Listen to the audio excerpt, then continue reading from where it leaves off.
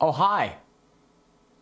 How are you? If I'm looking sweaty today, it's because I bloody am. It is boiling right now in this country. It's stupid. Look at me being a classic Brit complaining about the weather. I'm probably experiencing normal everyday weather for some of you in the US, right? This year though, listen, I'm absolutely baking, all right? I feel like I'm a piece of loaf of bread. That doesn't make any sense. Why am I speaking like I'm Scottish? I don't know. All right, I know I'm talking nonsense. All right, I'm talking nonsense. You're not here for the nonsense. You're here for the good stuff. All right, I'll give you some good stuff. All right, today we're playing a deck that is pretty good. It's really, really good, actually. And I can't wait to show you guys. It, of course, is with Garbodor. But it's got a little cheeky card that no one really knows about. It's this bugger, Qwilfish. It's actually pretty decent when combining it with the likes of Garbodor and Toxicroak. Now, I'm not trying to take credit for this because I'm so sorry. I did forget who actually gave me this idea. But it was on a stream a very long time ago, a short time ago, but someone suggested using Qwilfish with Toxicroak, and I was like, hey, that's pretty decent. But the biggest issue it had was Venoshock, which is the attack that does 70 damage if your opponent's active Pokemon is poisoned, 10 if they're not. Is the only way you could really poison them was if they attacked you and hit into your poison point ability. There's no other way other than Koga's Trap, and it was really clunky as a result. Oh, but this card decided to come and go along. All right, yeah, come here. I wasn't really a big fan of you back in the old, I was going to say Trashalanche days, but no, it's not that one. It's a Garbotoxin. Hey, I almost forgot that one. In the Garbotoxin days, but I can welcome back a bit of Poisonous Puddle. I mean, come on. Sure. Imagine getting hugged by a Garbodor. That would just be... Ugh. That 5-win streak you can see there is through playing the Qwilfish on the ladder. And my elo's pretty decent right now, so I've been playing against a lot of top tier stuff. It builds, okay? You're not going to believe me, so I'm going to get into a game. Of course, enjoy the sponsored message, and we'll go from there. Are you looking for Pokemon codes? If so, please check out pdcgostore.com and use the code FTW for 5% off at checkout. What a deal. They always have sales, of course, which is great for when you're looking around and trying to snack some packs up to build that collection that you're looking for. If you do have the finances and you are able to do so, please do visit ptcgostore.com to grab yourself some codes. With that all said, though, of course, please do enjoy the video. Alrighty, let's see what we're up against. Now, of course, as any special condition-based deck would entail, you know, your opponent can switch out of it here and there. I've opted to playing Shrine over anything else in this deck, mainly for the ADP matchup and stuff like that, and building up that damage over time. You can put Dust Island on there to, you know, kind of circumnavigate that issue where they play switches and stuff to retreat. You can do that, but I've noticed in this deck anyway, when they switch out, they're usually switching out to attack into you, right? And when they attack into you, they hit the poison point, so they get poisoned right away afterwards anyway. So I don't think it makes a difference. They still take the poison, so that's something to bear in mind. Actually, I'm not sure if they take the poison damage after the KO. I believe so. I don't remember. I don't pay enough attention. Right. What's also great is, of course, the Venoshock attack is a colorless energy. You can use things like Recycle Energy. I've got 4 Capture Energy and a Recycle Energy in this deck to really boost the setup play. Right. We really want to set up big time. This is kind of a hard discard, actually. I'm not going to lie. I'm probably going to get rid of the Toxicroak because I want to have the Shrine, obviously, to activate our ability. And the great thing is, if they drop your Shrine with a Chaotic Swell, it's a stadium, so you can activate poison. You don't have to worry so much about it. Yeah, there's that. Anyway, yeah, I would rather have had a Capture Energy there too, as I said, get some stuff down. But this deck, do you know what? It's incredibly consistent. The way this has been built, and I know it sounds like I'm blowing my own horn here, but listen, okay, hear me out. It sets up really, really well, and does the job really solidly. I'm really happy with how it's been set together. Sorry, English. Yeah, how I've put it together. We have the things like, is it Lucky Egg? So I just call them eggs. Like is it just me, or are you like that? Do you remember cards? Oh, they've quit. Okay, we'll go for another one. But like, do you remember cards by their full name, or do you I just nickname every card? Like I call Alolan Executor Eggman. I call Lucky Eggs. I just call them eggs. I don't know why. I just drill it into my brain. I find a nickname for it, and I forget its actual name. I just call it something else. I don't know. It's probably just me. Alrighty, another one. Here we go. Darkness. Okay, a dark box deck. Dark box deck, I assume. What's happening to me? If you watched my last stream, okay, my English my speaking is just awful right now. I don't know what it is, but hey, We'll keep her going. We'll keep her going, man. Keep her going, dude. As I was saying, I'm really happy with how the setup of this deck has turned out. I was going to say, oh, we're playing Garbodor. That was my mulligan. Oh, we're playing Obstagoon. That does cause some issues. We are basics, so this is a matchup I haven't really prepared for. Let's see how this goes. Let's see how this goes. We can still activate poison, so we can still do damage to it. It's not like they're completely immune to us, necessarily speaking. So we can KO it, which means the priority may in fact be the Toxicroaks.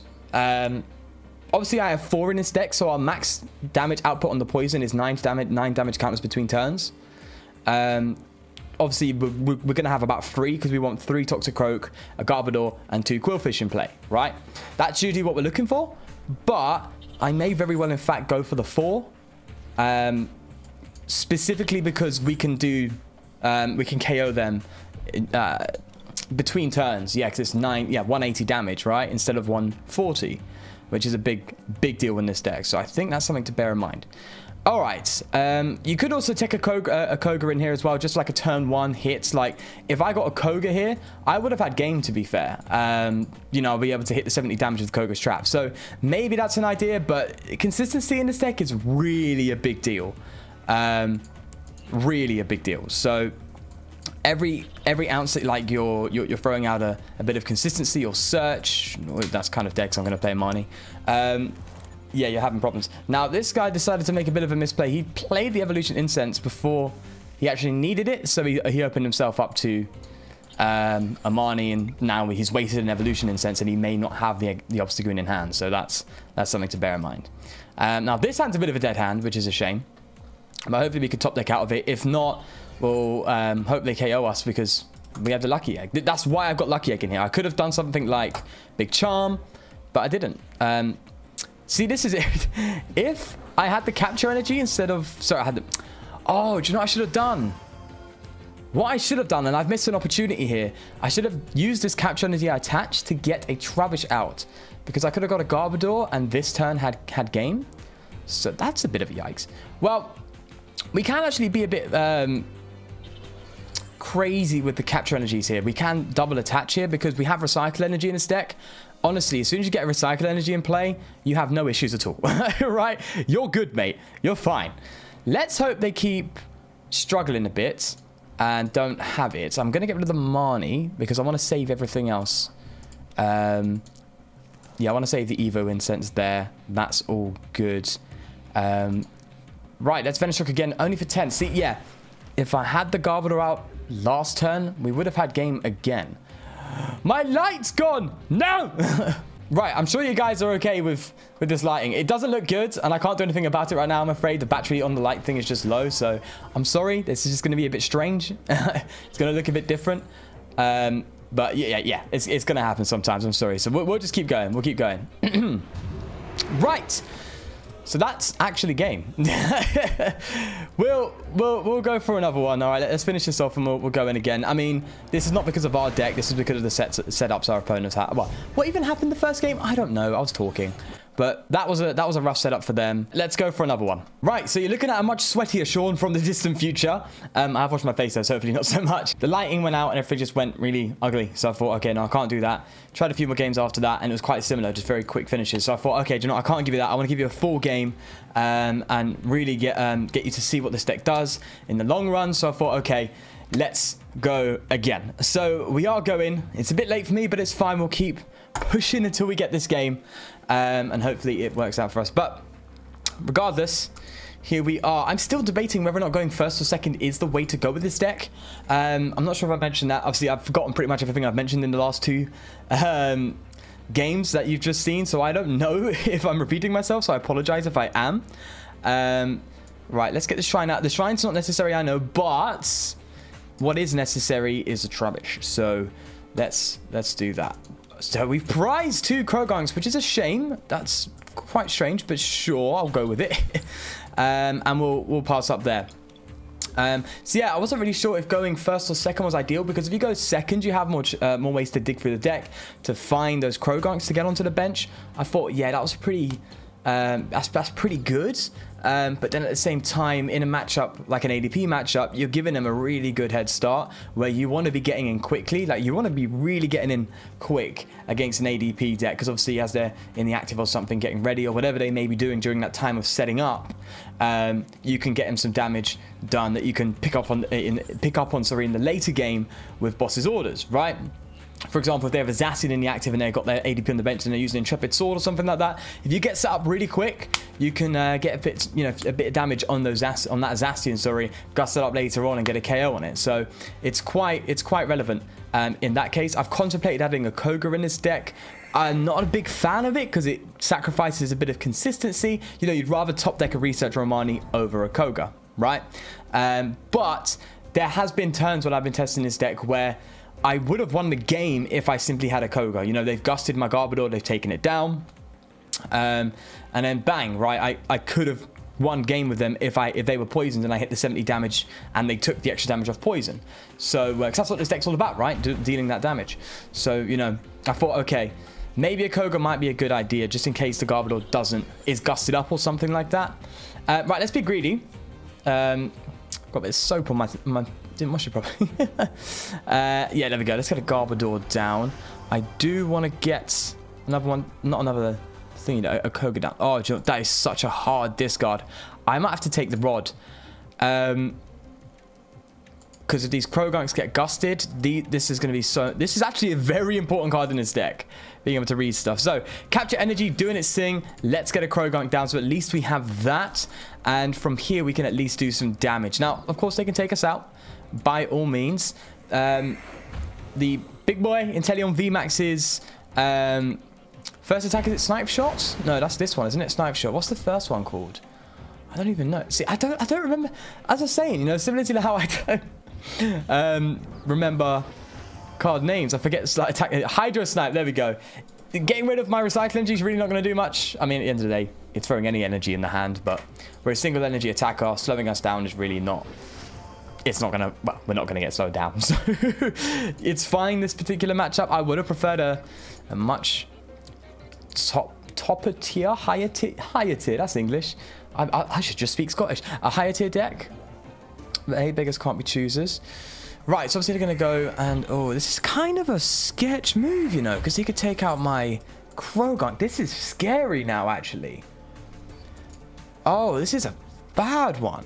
Every time I bench a Krogunk now, he's just going to take it out. This is bad. This is really bad.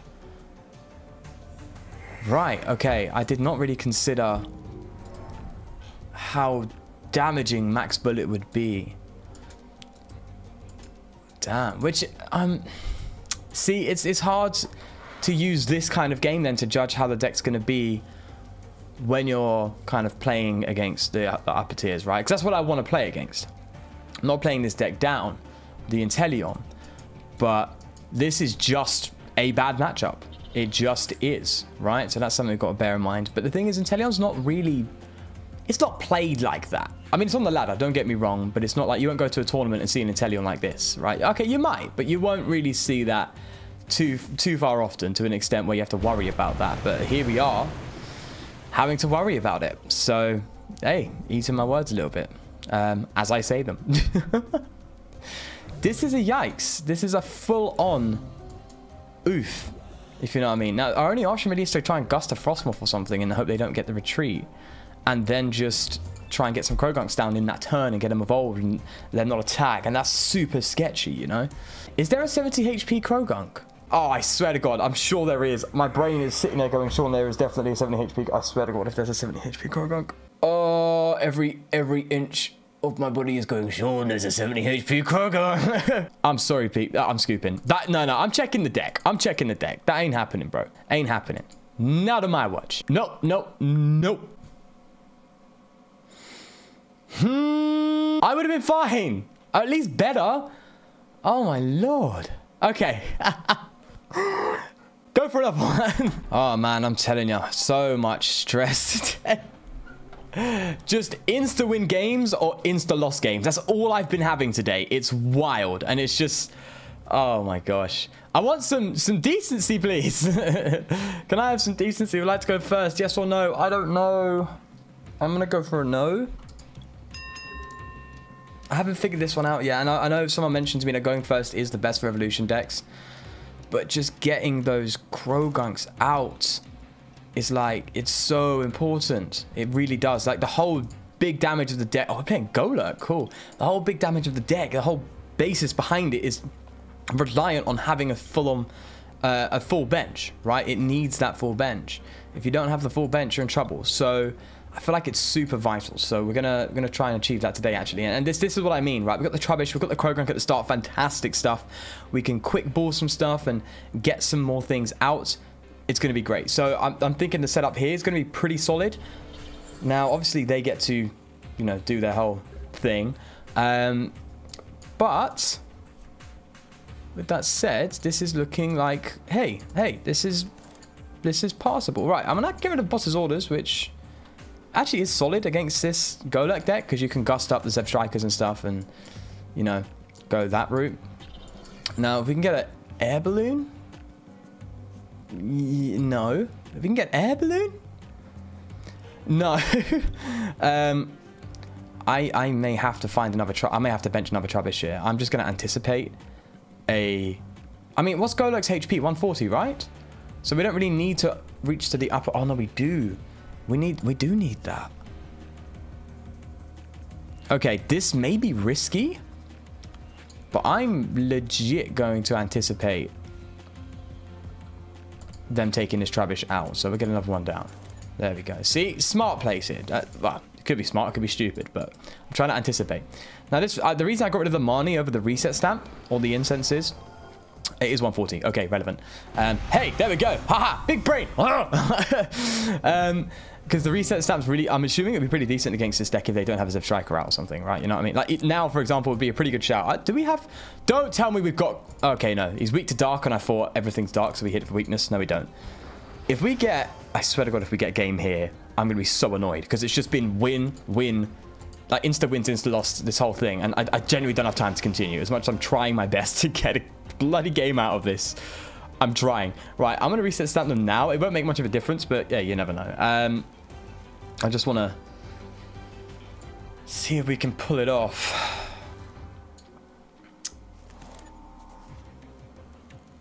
Oh, maybe. It's a big maybe. It's a big maybe. Oh, no. Oh, come on. A Garbodor away from getting a win here. Okay, hopefully this game can last a bit longer then, because I was thinking, hang on, we were literally just off a win again because of the opponent's setup. How many times? The first one was a scoop. The second one was poor setup. Third one, wow, Inteleon had the wrong Crogunks in, and that would have changed the whole game. Or could have changed the whole game, to say the least. And this one, we just missed game off one thing, and it could have been another insta-win because of a poor setup.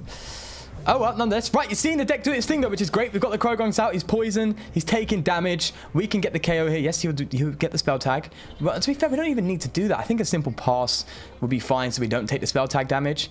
I mean, I really shouldn't complain. Should I be greedy, though? I can legitimately be greedy here. Let's see if we get this off the acro. Okay. I was going to go for a boss's orders, right? And gust up the Blitzel to keep them bricking, but oh, I can't. No, they have to be poisons. We have to have Garb. What am I talking about? Yeah. So I think we're just gonna pass it. Don't want to take that unnecessary damage. In fact, you're looking gorgeous. You are, lucky egg. Look at that. Yeah, pass. They'll take the poison. They get KO'd. We don't get the spell tag. There we go. Right, there we are. So 150 damage going back through, of course. Didn't do the 70. You could see how the damage adds up. It really will add up over time. And this is why I was saying it's so imperative to get a good setup, good board state in an early game against something like an ADP or a Pikarom, for example. Pikarom's pretty solid, but of course the Zero Aura is the big issue. So gusting that up at the right time is important. So the boss's orders are definitely important here because if they retreat, gusting them up is imperative. So that's something to bear in mind. Are they going to just go for the KO? The old KO? Now, this is where we could be cheeky. If we can definitely gust one of these things. No, I think taking out the Golurk is the way to go here. Obviously, it's the way to go, Sean. Yeah. They haven't got a thingy down. A thingy, he said. A Golurk. And this is funny. I don't even need to attack this turn to get the KO. I can just pass. But yeah, see you later, mate. In fact, that might be a good call. I don't know. Because I could just let one of these things go down. No, let's get the Garbodor out. I was thinking I could just retreat to a Krogunk and let it go. But at the same time, I don't want to lose a Qwilfish when I don't. Oh yeah, okay. I'm doing this out of big brain time. I'm gonna pass and just let them go down because they probably they don't have a KO on me next turn. Oh, I didn't think about air balloons though. We do have one more air balloon. We do. I just didn't think about that. We can attach retreat next time. That's fine. Okay. With the recycle, that's cool. I'm not gonna play anything here because benching that Krogunk means now whenever this Qwilfish goes down, I need to search for one, which obviously I need to get 2 cards. Well, not necessarily. Well, yeah, no, it would have been really bad if I researched this hand because I would have gotten rid of a ton of energy, got rid of the quick ball, which would do what I need, which is get that Qwilfish that I would need if it does get KO'd. So, okay. Now we just need the guaranteed retreat, which should be fine. Hitting into the Zacian's a no-no, so I'm going to go and greed it a bit, and I think we're going to hit into one of those Zeb Strikers. Is that greeding? No, I think that's fair. Or, if they hold the Zacian up front, they do. We could hit into the Zacian here, and then gust it up afterwards. Oh, wow. Okay, yes. We're greed. Oh, yeah. Look at this. Alrighty. Okay, so we are going to hit into the Zacian. I doubt they have any healing retreat or anything like that. I think they just retreat. It's a bit risky because we've lost a few Qwilfish already. But I'm thinking if we hit the Qwilfish... Yeah, but 90... Yeah, we're doing tons of damage. Okay. We do a Venoshock now onto it, right? That's a solid amount of damage we're hitting, okay? 160. That's mad.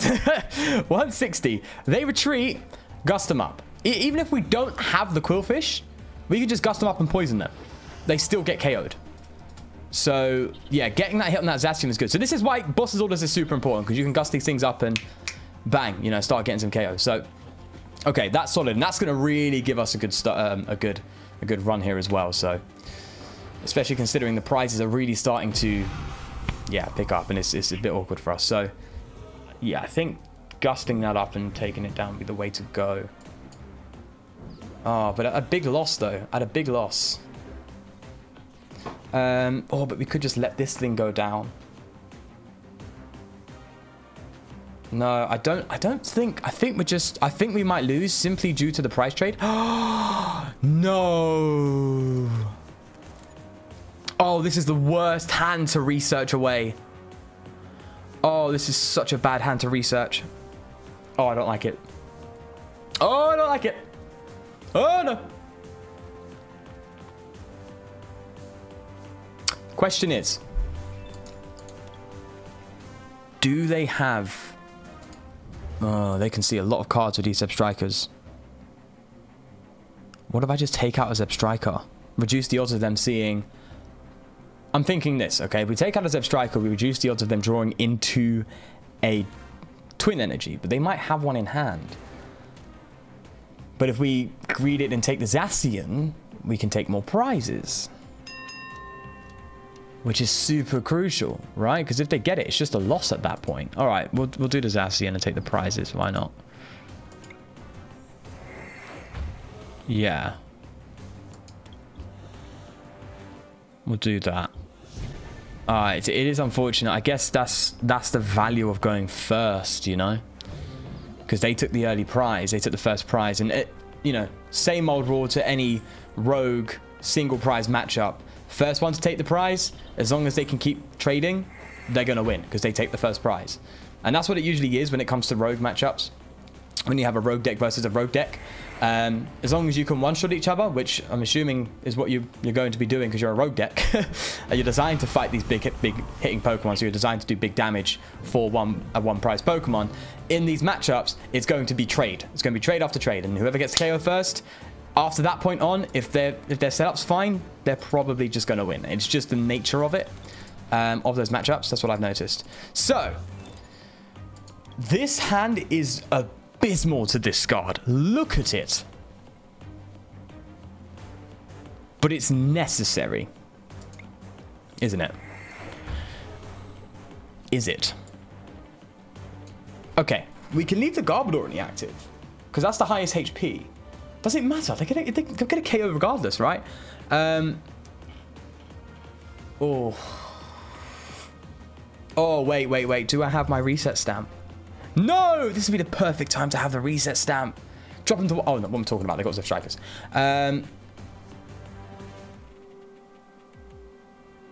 Oh, I have to research. I have to. This is ugly. This is ugly. But I have to. I have to do something. I mean, I did something. Just. It's not enough. Ah, yikes. Hey, Qwilfish again. Acrobike. I don't know why I'm doing this. I'm really just digging through my deck right now. Okay, let's not be stupid here. I think literally, I'm not out of energy. I have 1 energy left. Oh my god, if I prize an energy. I'm having a laugh. Okay. Well. Don't see any better way to go from here. I'm retreating to this. It doesn't matter. We'll pass. Get the KO here. 1 prize off from a victory. At least you saw what the deck can do, which is great. Some odd matchups. Some ones that you wouldn't normally see in top tier play. But hey, Golurk is a very good deck nonetheless. A legit one as well. And this guy's build is very solid. So, hey, fair play to him. Rogue versus Rogue. He took the victory. It is just that standard rule. If you get the first KO in a Rogue matchup, odds are, obviously you're not going to win, but odds are you're more likely to win. That's just the fact. But the point is, we got a full game in. You honestly have no idea how long it's been to try and get a full game. I don't know why it happens. It just happens sometimes. But you saw the deck, and that's what matters. Okay, let's get to the list, okay? So here is the list. I'm actually quite happy with it. In testing, you saw at the start, I was on a 5-win streak, and I was really happy with how it was going. The level of RNG that I've had, not only in the matchups, but just in the games today, has been a bit wild, to be fair. As you know, insta wins, insta losses, and a full game. I mean, it's pretty much the best thing you can get. This is PTCG in a nutshell, people. Oh, but I'm not going to complain, okay? That's just what it is, right? But nonetheless, in my testing with this deck, it's really solid. It's a really good poison deck, in my opinion. Could definitely throw a Koga in here, I would say, though, as a tech. A Lucky Egg, maybe boost that up. Find a way to cut down and boost that, because, to be honest, getting that extra draw once your Qwilfish get KO'd, because bear in mind, we expect these to get KO'd. That's the plan. So they can take poison if the Garbodor doesn't work out. Throwing these on really helps you just continue with the board state and the setup. And yeah, so I think as long as you have the board down, everything's out, you are very likely to put some serious damage, and if you play right, get some really good wins against some really good decks. Obviously, I guess that's standard hearsay nowadays, right? As long as you set up, you win. I mean, yeah, okay, I know. But this is super dependent about it. If you don't set up, you're in trouble.